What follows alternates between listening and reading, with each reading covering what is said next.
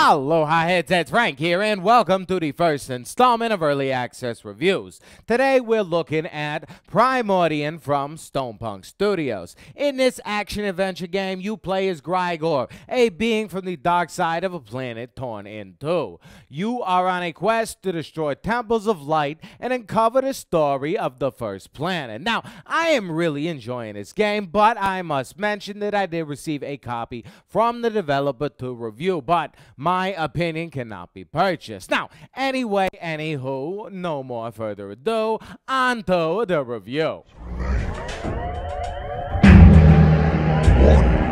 Pause. Go now.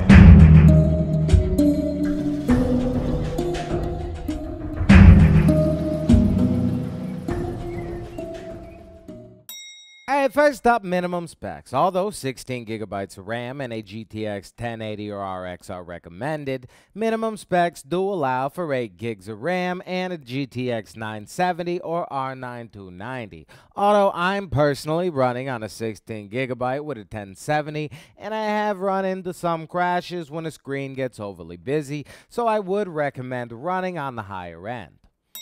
Story. Most of the story is told through voiceover narration. It's kind of whispered in your ear. To be honest, I kind of got lost regarding the narrative. It's not bad, it's just not the main focus, although I always appreciate the inclusion of immersive cutscenes in VR. Visuals. Now, visually speaking, this game is one of the most impressive things I've seen so far. The particle effects are enchanting, and the glow in the trails that flow from each of my blades while moving, I gotta say, look pretty damn cool. The world is also stunning. It feels like a prehistoric rainforest, and the deep thickets of trees create a sense of immersion that's supreme. Moral of the story, this game looks great. Audio. Although often skipped over, audio is an extremely important part of any VR game, and when a game gets it right, you won't even notice. Now, Primordian is nice, but it's still not perfect. There are times where I'd like to hear the narration, but due to its wispy tone, it's sometimes hard to hear over the chaos of battle. I enjoy mindless killing, but I do like to know why I'm doing it, and most of the time, I felt like the audio mix held me back from doing so. Luckily, even if there was no story at all, the gameplay would still be satisfying. Gameplay. The gameplay is what keeps me coming back. It's a mix of hand-to-hand combat and first-person shooter with a large emphasis on choice of approach. You can grab your swords and skillfully swing to block incoming attacks, then counter by slicing the blue highlighted to either behead or remove limbs from your enemies limb by limb. I'm not sure if I mentioned, but this is quite the gory game. You can also equip your blasters to stun enemies from afar and slowly move in close for the kill. The game also features free movement so you can feel as if you're one with your in-game character, an option I am always glad to see added.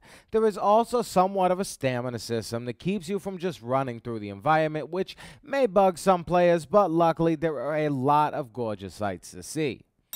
Issues.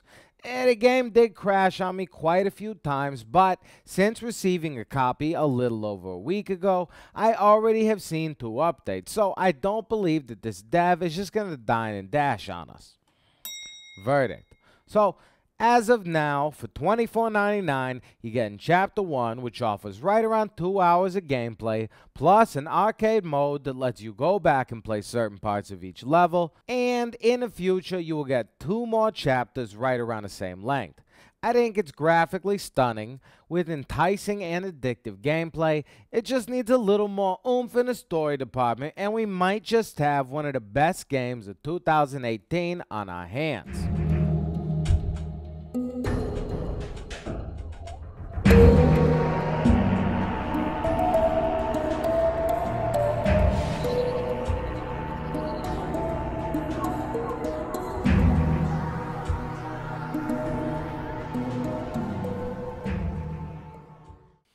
So So what'd you think? You gonna grab it, thinking about it, or you just gonna say forget about it? Let me know in the comments, and thank you for coming through. If you enjoyed this video, hit that thumbs up, and if you're new to this channel and you want to stay up to date on everything VR and you don't mind this ugly mug, friggin' subscribe. I mean, come on. All right, smooches. Mwah. Peace and love, you guys.